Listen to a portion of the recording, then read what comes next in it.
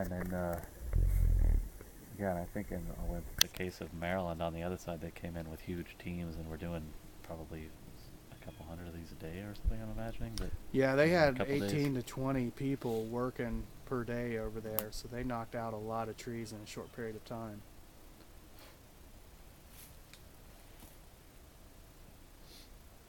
We had hoped to treat 1,000 trees over there using the pellets, but what happened is it's really wet over there, and sometimes it's streams, sometimes it's subsurface flow. And luckily, when we were marking the trees, we were there the day after a snow event, and the day after that. So as it warmed and the snow melted, you could really see kind of where the water originates.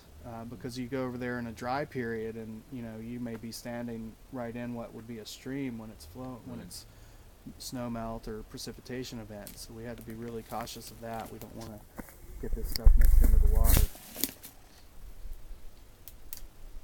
So we had to actually pull back the number of trees that we could treat with the pellets and increase the number of trees that we treat like this. And as you can see, this is a time-consuming process.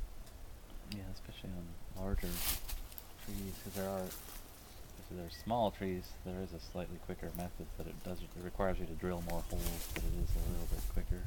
But I like this one because you know whether the trees are, with that other method, you're still supposed to use it when the trees are drawing, but you can't tell whether they're drawing. With this, you can tell that it's actually pulling it in.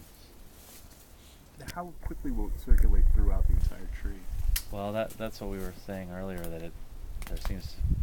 It just varies. Yeah. Well, and some people say that it only takes 30 days, and some people say that it takes a year. I'm not. Probably somewhere in between there. The fact that the roots don't have to pull it out of the soil like with the pellets, and there's some other soil methods. You're injecting it right into the tree. I would just logically, it seems like it would have to be faster, but I don't know. Maybe it kind of binds to the carbon and the xylem as it's moving up, and it takes a while to get it work its way all the way up. I'm not sure. That's one thing. I mean, there are ways you can get laboratory tests where you can actually test the needles. We've never done that just because